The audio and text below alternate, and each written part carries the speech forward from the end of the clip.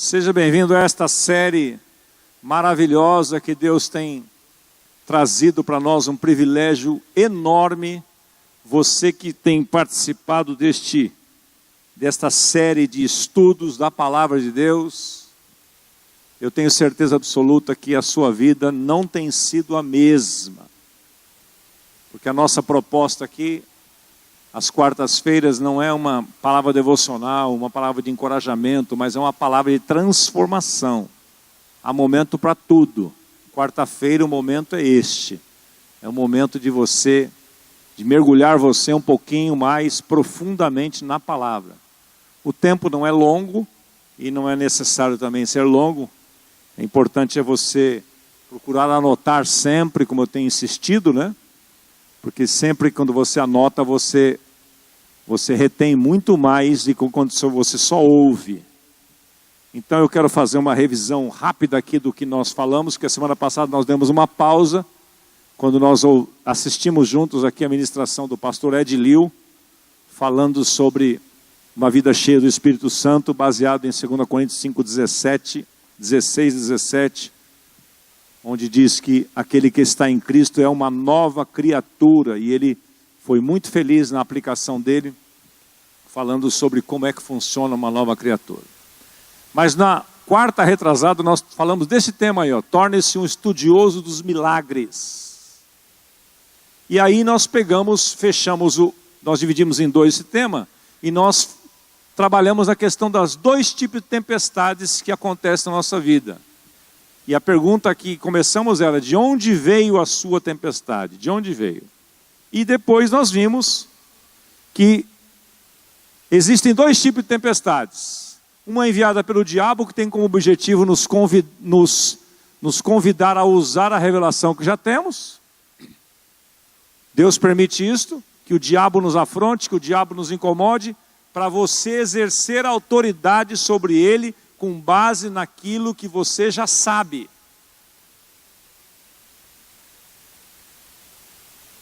Então, você precisa estar atento a isso. As tempestades que Satanás envia sobre nós, não é para você correr dela, não é para você se assustar com ela, é para você exercer autoridade sobre ela. E não é para você recuar, é para você resistir.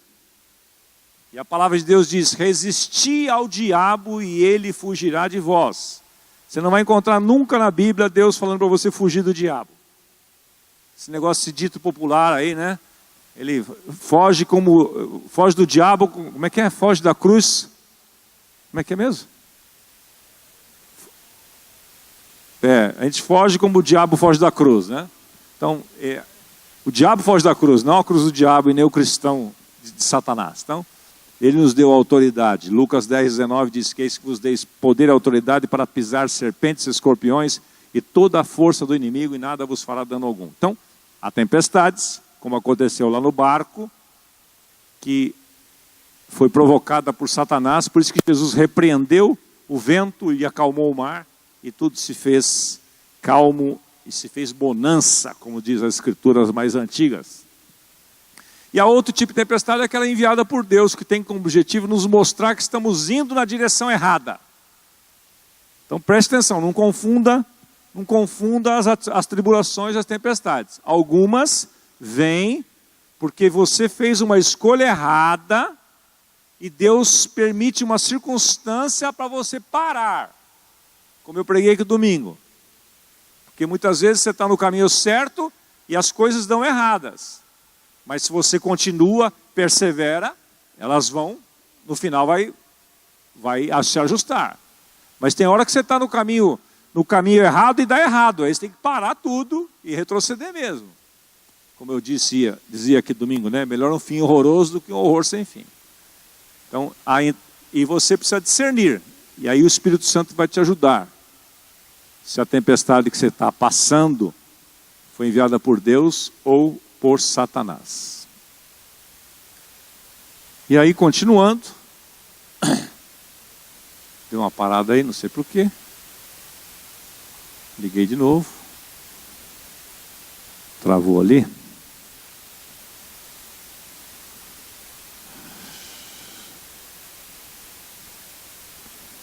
E aí a pergunta é, em que tempestade você está, né? A tempestade dos discípulos foi enviada pelo diabo para impedir que eles fizessem a vontade de Deus. A tempestade de Jonas foi enviada por Deus para fazê-lo voltar à vontade de Deus.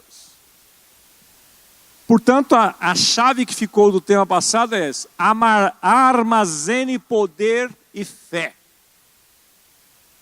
A hora de orar é antes da crise aparecer. Eu contei aqui uma experiência, quarta passada, na quarta retrasada, e eu contei um pouco mais dessa experiência no domingo passado também aqui, quando eu falei do princípio de primícias que Deus me levou alguns anos atrás a assumir de forma radical na minha vida mesmo, para isso aí, ó, armazenar poder e fé. A hora de orar é antes da crise aparecer. Jesus orava clamando ao Pai nos momentos em particular, quando não havia nada acontecendo de errado. É assim que armazenamos poder e criamos uma atmosfera interior de paz e fé que levamos conosco para a situação perturbadora. Nós vimos um trecho na semana retrasada, onde pegamos um trechinho que estava no YouTube, do Bill Johnson, pregando sobre esse texto de Jesus da tempestade. Ele dizia o seguinte, que quando você armazena poder e fé, isso aqui é doido demais. Você carrega isso para onde você vai. Então, ele deu o exemplo de Jesus. Jesus estava armazenado com poder e fé dentro do coração dele. Por isso que ele não temeu a tempestade. Ele estava dormindo em plena tempestade. Quando ele levantou, a paz, poder e paz que estava dentro dele, fluiu dele para as circunstâncias e alterou as circunstâncias. Então, eu tenho para mim, meus irmãos, que nós estamos vivendo uma vida cristã, eu diria assim, uns 5% dela. Pelo menos a minha medida aqui. Tem 95% da vida cristã que ainda não atingi. Porque se o Cristo ressurreto vive em mim, como é que eu tenho medo? Como é que a tentação, o pecado me domina? Não tem como. Como é que eu não vou lidar bem com a ofensa? Como é que eu não vou ter tempo com o Pai? São essas coisas. Então, muitas vezes nós estamos confundindo o ser cristão como ser um religioso, ter uma religião. A pessoa que é religiosa, tem uma religião, ela faz alguns rituais para desencargo de consciência, mas no dia a dia ela não vive nada daquilo. Na hora da pressão, ela não tem poder e fé armazenado dentro. E aí ela é sucumbida pelas circunstâncias. E ele disse uma frase naquele trecho também, que eu quero frisar para você hoje aí, que muitas vezes Deus não quer fazer por nós, Ele quer fazer através de nós. Então Deus quer usar você como um parceiro dele neste mundo. Agora, se você espera a crise para depois você buscar a Deus, para depois você buscar comunhão com os irmãos do G100, para depois você jejuar, aí, meu amigo, você está defasado. Você está defasado. Feito aqueles caras que esperam ter um AVC primeiro para depois cuidar da saúde. Aí é tarde demais. Tem alguns que não tem mais jeito. Por que não fez um preventivo?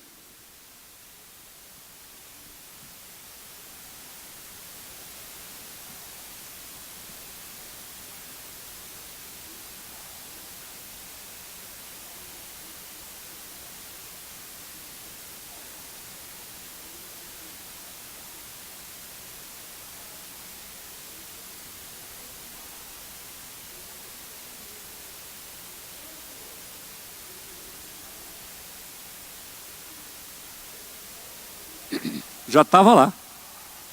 Não saiu na gravação, mas o Hélio está lembrando aqui de um texto do Charles Swindoll falando que Davi, quando ele compôs o Salmo 23, ele estava tudo bem na vida dele. Estava lá num momento O Senhor é meu pastor. Ele estava observando, e aquilo foi um armazenamento para ele. Um armazenamento para ele. Davi, quando chegou diante do gigante, pegando o exemplo de Davi, por que todo mundo temeu ele não? Porque ele estava abastecido de poder e fé. Estava cheio da presença de Deus. Então, meus irmãos amados da comunidade da Graça Zona Sul, se vocês dependerem de mim para viver a vida cristã, vocês estão mortos. Se vocês dependerem da minha inspiração, serem domingueiros ou quarta-feireiros, vocês estão ralados. Vida cristã é vida diária, é relacionamento com Deus diariamente, com primícias e o tempo todo. Se você depender do seu líder de G100, que não te liga, que não te procura, e aí se ele te procura, aí eu me sinto cobrado, eu sinto que é um peso. Decide o que você quer, caramba. Se não procura, aí ninguém procura. Ai, meu Deus. Se procura, meu Deus, telefone tocando, olha lá, é o Ivan. Ixi, porque eu não fui no G100. Fala, Ivan, tudo bem? Ô, querido, tudo bom? Queria dizer para você que você tem um dia abençoado. O Ivan não fala nada, quando é assim, o Ivan nem fala nada. O Espírito Santo dirige para falar outra coisa. Então, gente, vamos ser crentes de verdade? Vamos? Ou vamos ser meia boca? Passar de ano assim, raspando. Entrar no céu assim, agarrando em alguém. Não, gente. Vamos viver como se hoje fosse o último dia. Vamos ver cada dia como se fosse o último dia. Sem pendência com ninguém. Cheio de Deus, cheio da presença de Deus. Com a palavra nos nossos lábios, no nosso coração. Uma vida de autoridade.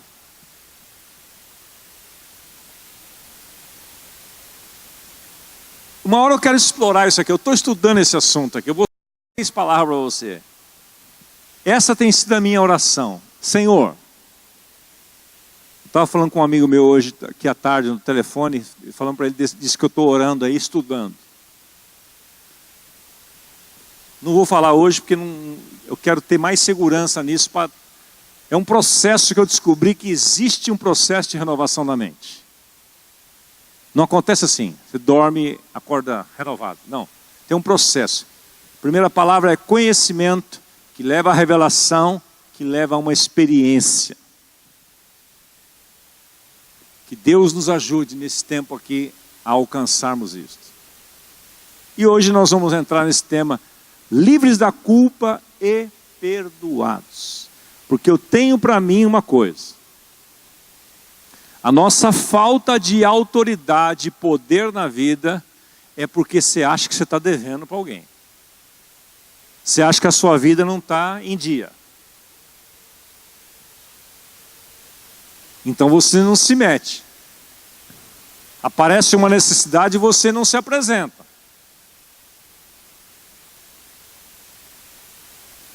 Se aparecer uma pessoa possessa, por exemplo, você sai correndo do lugar.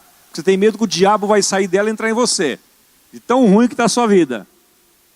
Eu já vivi assim. Quando eu era religioso, eu ia com a minha mãe na igreja, eu morri de medo do demoniado.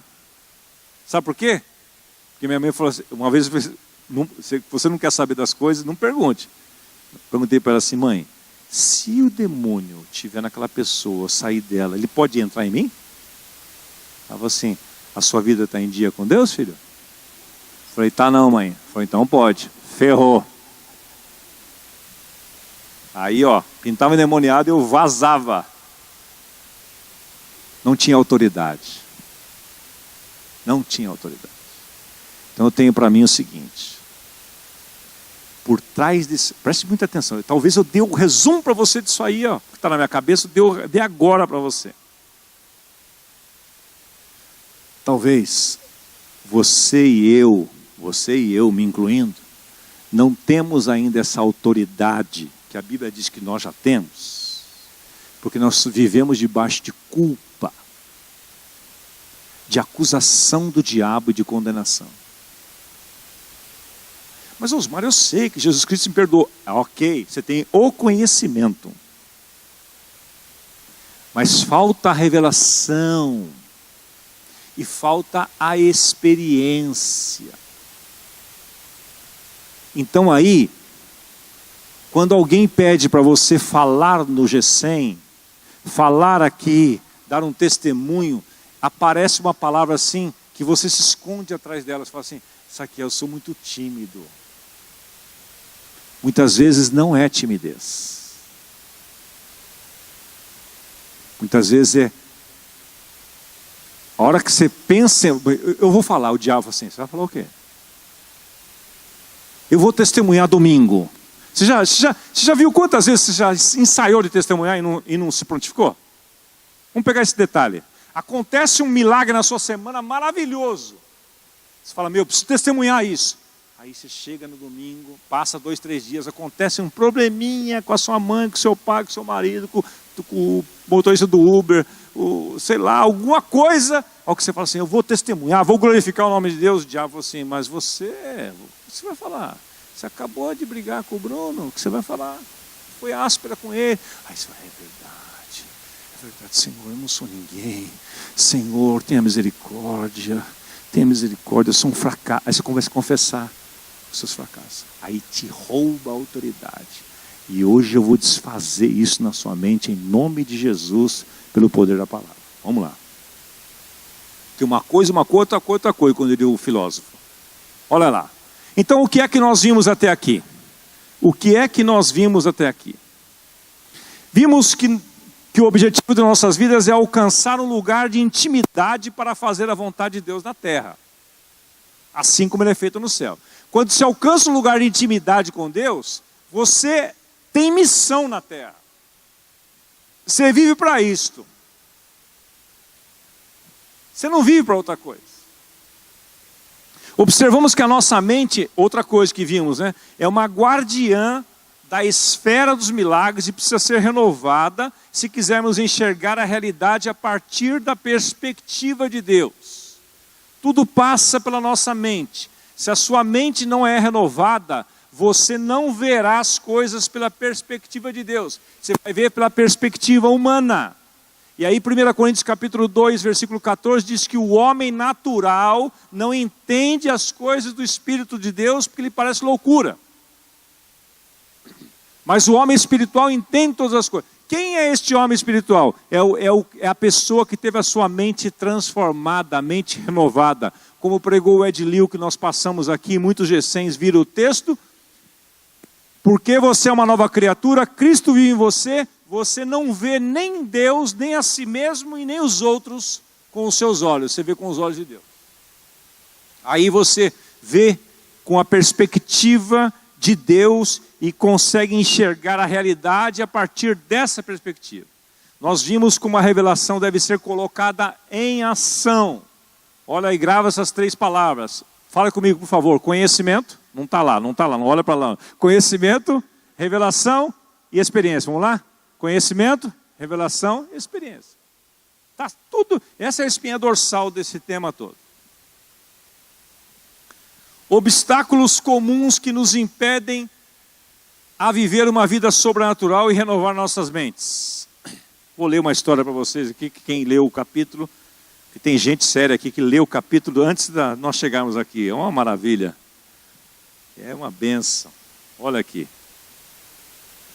Olha que interessante essa história. A história da família europeia que viajou para os Estados Unidos de navio. Olha aqui que bacana. Ouvi uma história de uma família europeia que queria se mudar para os Estados Unidos. De modo que eles trabalharam duro, economizaram dinheiro suficiente para entrar em um navio e atravessar o Atlântico. Eles também economizaram o máximo para que puderam para comprar queijo e bolachas, provisões que eles poderiam comer em família na pequena cabina do avião que ocupariam, do navio que ocupariam. Embarcaram no navio e dias e semanas se passaram. A família se amontoava na cabine comendo suas parcas provisões, enquanto ouvia passos e risos das pessoas no corredor enquanto estavam a caminho para comerem no salão de banquetes. Eles estavam comendo bolacha e queijo no navio. Na última noite de sua longa viagem pelo mar, o capitão anunciou, quem fez cruzeiro sabe, tem um dia que é o dia do jantar com o capitão, né? Deve ter sido esse dia aqui. O Hélio que vive fazendo cruzeiro sabe disso aí. O pai então decidiu comemorar levando a família para o salão de banquetes para fazer 3 refeições. Se aproximou do capitão e perguntou: escuta, quanto que custa a refeição? O capitão olhou para ele surpreso e disse: quer dizer que vocês não têm comido lá? As refeições estavam incluídas no preço da passagem.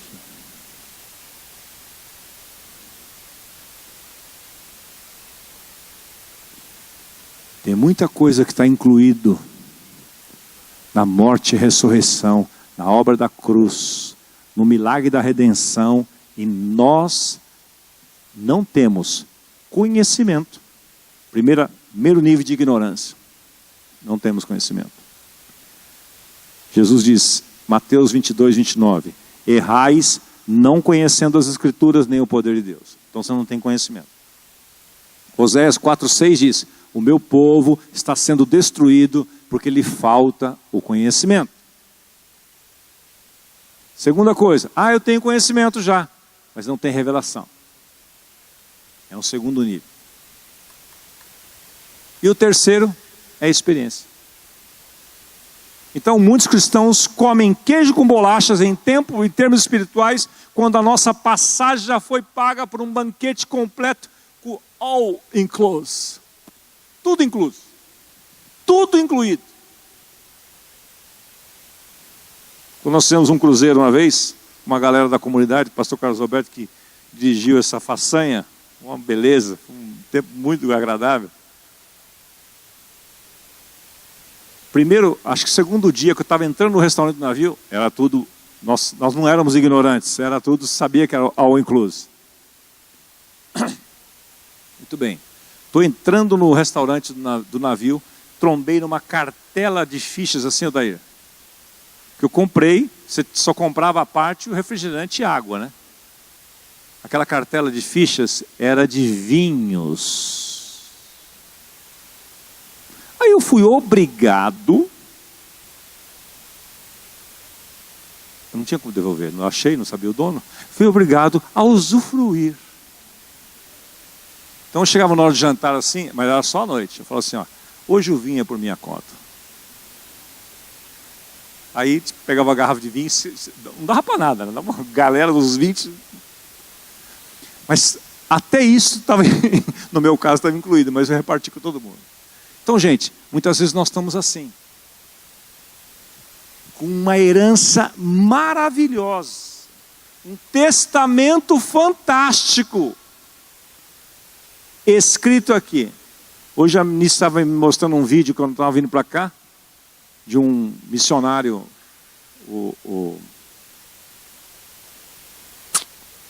Jesus, esqueci o nome dele, já lembro já. Mário Freitas. Eu vou mandar esse vídeo para vocês. Mas não vou dar o spoiler aqui, que foi fantástico. Eu estava descendo o Pacheco Chaves aqui, eu até parei, assim, respirei fundo na história que ele estava contando, da experiência dele com os cristãos na China. Meus irmãos, nós temos a maior riqueza que você precisa, não está no banco, não está no Wall Street, está aqui,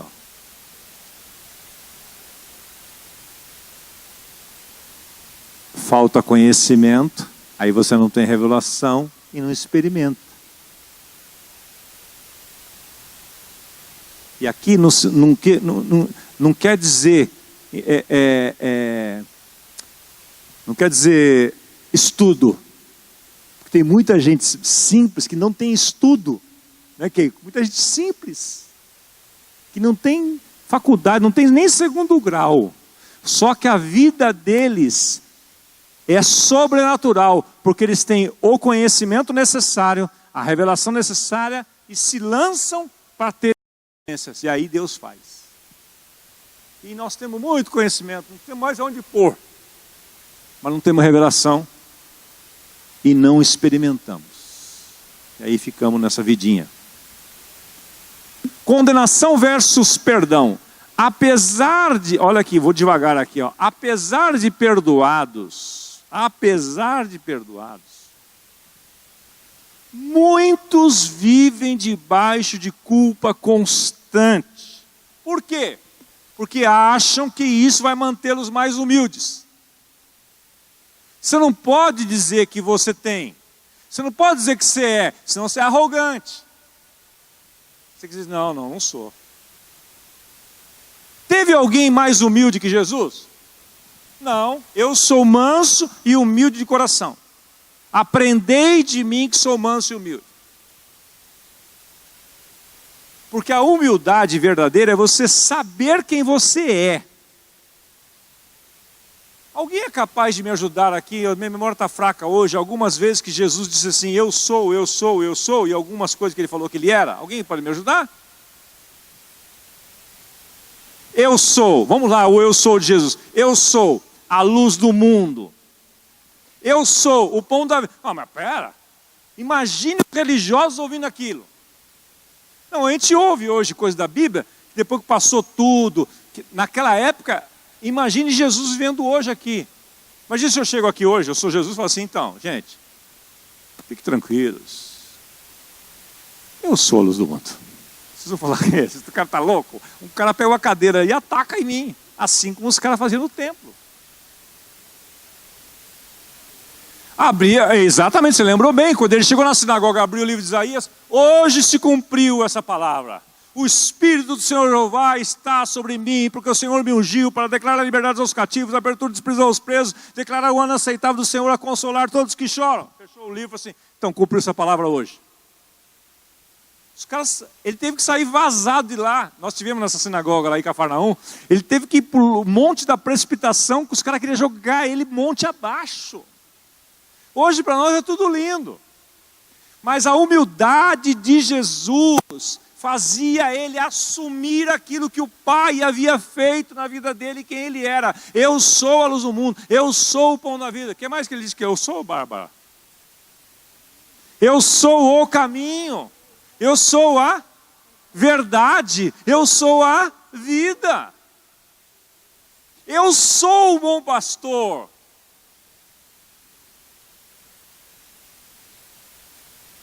Apesar de perdoados, muitos vivem debaixo de culpa constante porque acham que isso irá mantê-los mais humildes. Vamos ler juntos essa frase em negrito lá, por favor?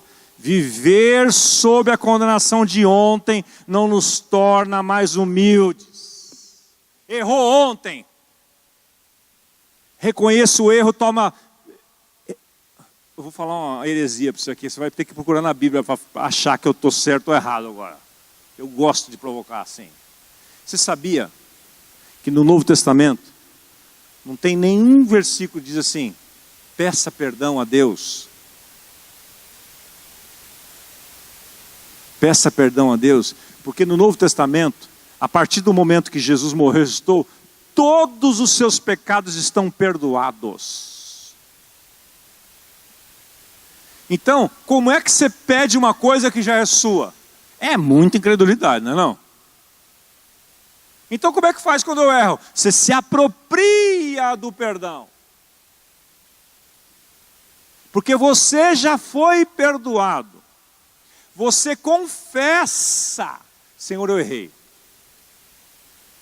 Senhor, o Senhor me perdoa? Ele fala, pera um pouquinho, eu já te perdoei. Colossenses 3,12, revesti-vos, pois, como eleitos de Deus, de entranhas de misericórdia, bondade e mansidão, perdoando-vos uns aos outros, assim como Deus em Cristo vos perdoou. Jesus não vai te perdoar mais, Ele já te perdoou. A falta de conhecimento, a falta de revelação não deixa você ter uma experiência. Então você fica atado ao seu passado. Então você quer viver sob a condenação de ontem, achando que não, eu não sou tão bom assim, porque esse ontem pode ser 3 anos atrás. Eu tenho uma mancha na minha vida. Tem que falar assim, eu tenho uma mancha na minha vida. Isso não vai sair de mim. Eu nunca vou ter autoridade. Espera aí. Como assim? Você está pisando o sangue de Cristo, da aliança. Pode complementar, Chitão, mas você tem que falar no microfone para sair na gravação. Confessa e abandona. Por favor. Reconhece, confessa e abandona. É simples. É o regrinha do Vida Vitoriosa. Olha aqui, vamos ler juntos essa frase, por favor, para manter você acordado. Vai, força. Fique em pé um pouquinho. Estou vendo que alguns estão cansados. Eu sei, a vida não é fácil, não. Levanta aí. Mas eu tô bem. Vamos embora. Vamos lá. Quando sucumbimos...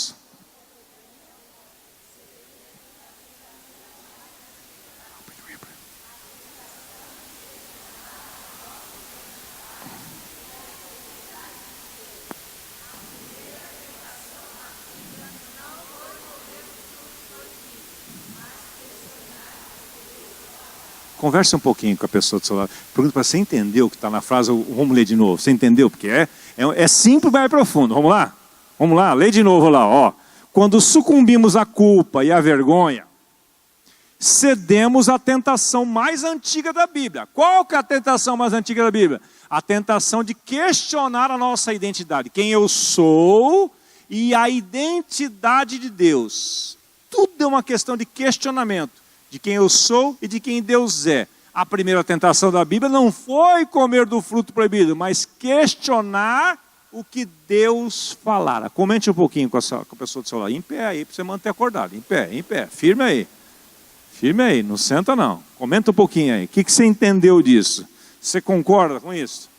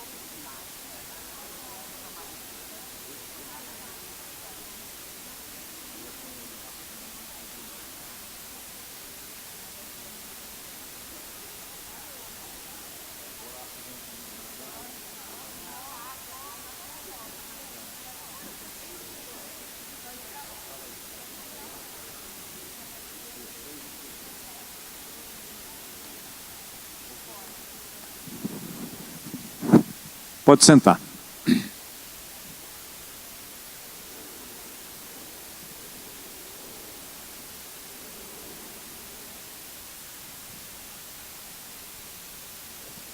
Se Deus falou, precisamos acreditar, gente.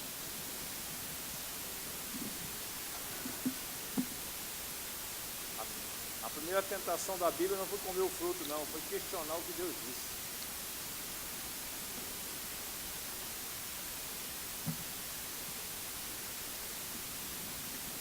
Olha essa frase agora, ó. Essa aí é de matar. Crise de questionamento.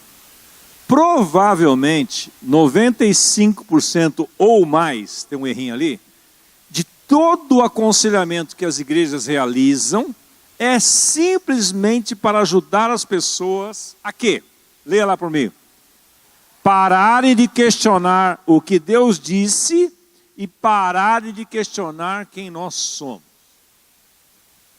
Você vai aconselhar alguém no G100 lá, por trás do problema, seja ele qual for, está isso aí. Ou a pessoa não sabe o que Deus disse, aí é ignorância por falta de conhecimento, ou quem ela é em Cristo.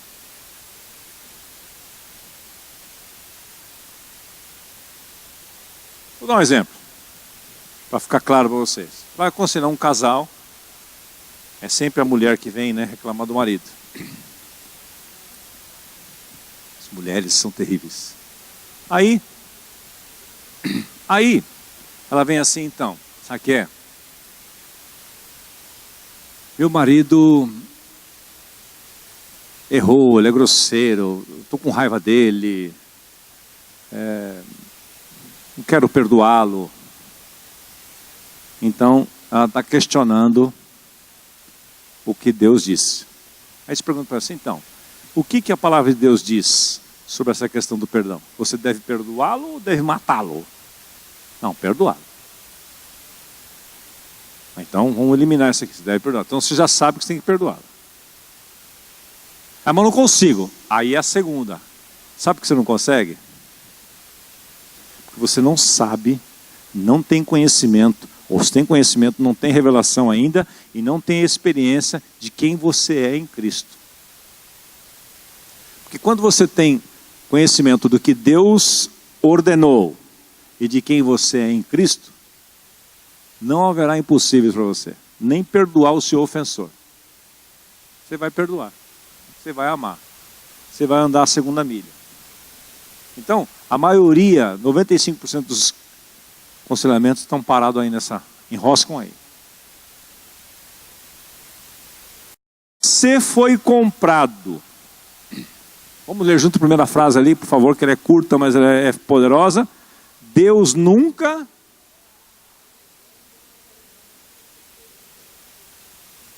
fez. Está faltando fez, está faltando fez, está faltando fez, está faltando fez. Era para chamar sua atenção para aquilo que Jesus fez. Deus nunca é honrado quando negamos o que Jesus fez por nós. Quer honrar a Deus? Não negue o que Ele já fez. Tome posse daquilo que Ele já fez. Se aproprie daquilo que já fez. Confesse aquilo que Ele já fez. Propague aquilo que Ele já fez. Use aquilo que Ele já fez. Quando você se arrepende de verdade e é perdoado, você se torna um parceiro do Senhor no tratamento da situação. Aí Deus vai te usar para mudar aquela situação. Ah, então Deus faz tudo? Não, Ele faz tudo que nem Ele fez com Moisés lá. Moisés, eu vou livrar o meu povo. Moisés falou, que legal. Como é que você vai fazer? Então, levanta, Moisés, não mandei você sentar, eu vou fazer através de você. Então, você está com um problema, você criou um problema, e agora esse problema virou um gigante sobre você, um problemão na sua casa, na sua vida. Então, a partir do momento que você se arrepende de verdade e é perdoado, Deus vai usar você como um parceiro dele no tratamento daquela situação. Você faz tudo o que é possível para reparar o erro, mas não existe culpa ou vergonha. Você consegue entender isso? Você se arrependeu, fez uma burrada gigante. Como é que faz para reparar isso? Se você se arrependeu de fato, agora você tem capacidade dada por Deus para lidar com aquela situação, sem culpa ou vergonha, porque você está perdoado por Deus. Talvez a pessoa não te perdoou ainda, Mas você está perdoado. Vou dar um exemplo aqui. Eu devo para o Valdir. Me arrependi. Fiz caca, não deveria ter feito isso. Eu me arrependo. Senhor, eu confesso meu erro, me arrependo. Em nome de Jesus, me aproprio do perdão. Isso é suficiente? Em relação a Deus é. Mas eu tenho uma situação ali, ó. Aí então eu tenho cara. Eu tenho autoridade. A minha postura muda. Meu peito enche. Eu não preciso ir lá para o Valdir e falar assim, então, Valdir, Valdir, é o seguinte, cara. Eu estou arrependido daquela situação que eu cometi, aquele erro que eu fiz, eu quero acertar contigo. Como é que a gente pode fazer isso? A postura muda. Agora, adianta eu ficar fugindo do problema? Eu tenho que confessar a Deus, me apropriar do perdão de Deus. A partir do momento que eu me apropriei do perdão, a culpa e a vergonha removida. Por que eu não procurei o Valdir antes? Porque eu estava cheio de culpa e vergonha. Agora acertei com Deus. Estou perdoado. Se eu estou perdoado, não tem culpa, não tem vergonha.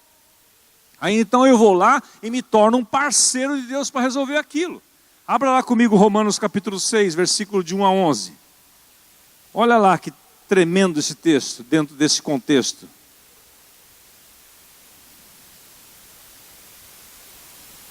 Romanos capítulo 6, versículo de 1 a 11. Aqui a obra da cruz pura. Mortos para o pecado e vivos em Cristo, vivos para Deus. Que diremos então?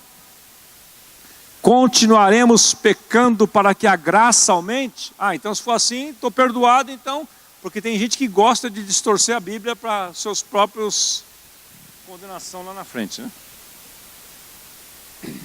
De maneira nenhuma, não vai continuar no pecado. Nós, os que morremos para o pecado, como continuaremos ainda nele? Ou vocês não sabem, a ignorância aqui, ó, que todos nós que fomos batizados em Cristo, fomos batizados em sua morte? Batizar é submergir, entrar dentro, é ser colocado em.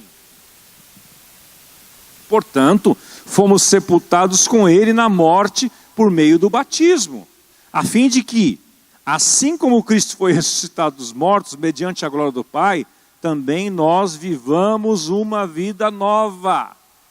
Foi morto em Cristo, ressuscitou com Cristo, agora é uma vida nova. Se dessa forma fomos unidos a eles na semelhança da sua morte, certamente o seremos na semelhança da sua ressurreição. Pois sabemos que o nosso homem velho, ou velho homem, foi crucificado com ele, para que o corpo do pecado, a fábrica do pecado, seja destruído e não mais sejamos escravos do pecado. Pois quem morreu foi justificado do pecado. Morreu. Ora, se morremos com Cristo, cremos que também com ele viveremos. Pois sabemos que, tendo sido ressuscitado dos mortos, Cristo não pode morrer outra vez. A morte não tem mais domínio sobre ele, porque morrendo ele para o pecado uma vez por todas, mas vivendo vive para Deus. Da mesma forma, considerem-se mortos para o pecado, mas vivos para Deus em Cristo Jesus. Portanto, não permitam que o pecado continue dominando os seus corpos mortais, fazendo que vocês obedeçam aos seus desejos. Não ofereça os membros do seu corpo, a sua mão, sua língua, seus olhos, seu pé, sua orelha, né? E outras coisas, como instrumentos de injustiça. Antes ofereçam-se a Deus como quem voltou da morte para a vida. E ofereçam os membros do corpo de vocês a ele como instrumentos de justiça. Pois o pecado não os dominará, porque vocês não estão debaixo da lei, mas debaixo da graça. Então acabou, está livre. E como é que age então? Você age dessa forma aí, ó. Você age dessa forma aí. O princípio da negação. O princípio para você viver sempre encorajado é viver em negação contra as astutas ciladas e dardos do diabo. Tiago 4, 6 a 10. Vou dar um segredinho para você que eu aprendi uns anos atrás, que me ajudou muito no início da minha conversão a me posicionar. E é cheiro de pipoca. De onde é, gente? Jesus, tenha misericórdia. Olha aqui. Como é que você faz então daqui por diante? Já tenho conhecimento, beleza. E agora? Vem as astutas lá do diabo, vem as mentiras dele, vem as sugestões dele na sua mente, vem as conversas fiadas. Às vezes não é ele falando, às vezes é alguém, tem uns emissários dele que vem falar também para você. Tem bastante, né, Bárbara? Agora, como é que você faz? Olha aqui. Tiago 4, 6. Mas ele vos concede maior graça. Por isso diz as Escrituras, Deus se opõe aos orgulhosos, mas concede graça aos humildes. Portanto, submetam-se a Deus, resistam ao diabo e ele fugirá de vocês. Não é para você ter medo do diabo, é para você resistir. Aproxime-se de Deus e ele se aproximará de vós. Pecadores, limpe as mãos. E vocês que têm a mente dividida, purifiquem o coração. Entristeçam-se, lamentem e chorem. Troque o riso por lamento e a alegria por tristeza. Humilhem-se diante do Senhor e Ele os exaltará. Então vamos aqui. Resisti ao diabo e ele fugirá de vós. É o princípio da negação. O que é o princípio da negação? É você resistir. O que é resistir? É você contradizer. Você pode repetir isso, por favor? Resistir é contradizer. Tudo que o diabo disser, você contradiga o que ele está dizendo. Vou dar um exemplo. Ele fala assim, você está no ponto, você não precisa nem orar mais. Você não precisa nem orar, nem perca tempo com isso. Você merece, vai deitar no sofá, assistir um filme, não vai orar não. Eles falam, não, Satanás, está repreendido. Eu sou dependente de Deus. Oração para mim, Satanás, não é um peso, é um relacionamento.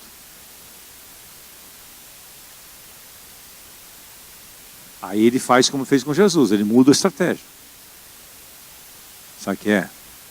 Do jeito que a sua vida está ruim, você tem que orar muito, de joelho no milho. Quem sabe Deus vai te ouvir. Aí você fala para você, não, Satanás, eu sou herdeiro, eu sou filho, eu já fui perdoado, está tudo à minha disposição. Eu sou amado do meu Pai. Desde a antiguidade nunca se viu, nem convite se viu. Um Deus além do meu Deus que trabalha. Deus está trabalhando para mim, eu estou esperando nele. Então, você tem que sacar isto. De onde vem a voz? Assim como você tem que sacar de onde vem a tempestade, você tem que sacar de onde vem a voz e a sugestão, para você poder usar o princípio da negação.